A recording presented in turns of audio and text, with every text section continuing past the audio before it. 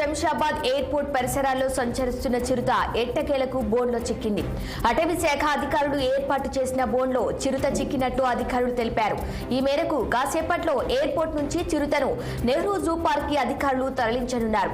అనంతరం వైద్య పరీక్షలు నిర్వహించి ఒక రోజు పాటు పర్యవేక్షణలో ఉంచి నల్లమల్ల అడవిలో వదిలేస్తామని అటవీ శాఖ అధికారులు తెలిపారు.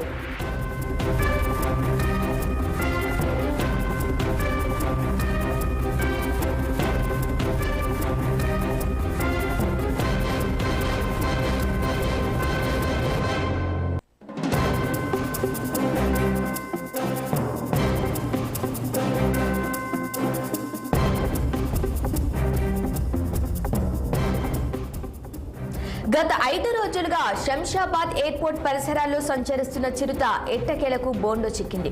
అటవీ శాఖ అధికారులు ఏర్పాటు చేసిన బోన్లో చిరుత చిక్కినట్లు అధికారులు తెలిపారు. ఈ మేరకు కాసేపట్లో ఎయిర్పోర్ట్ నుంచి చిరుతను నెహ్రూ జూ పార్క్ కి అధికారులు తరలించనున్నారు. అనంతరం వైద్య పరీక్షలు నిర్వహించి ఒక రోజు పాటు పర్యవేక్షణలో ఉంచి నల్లమల్ల అడవిలో వదిలేస్తామని అటవీ శాఖ అధికారులు తెలిపారు.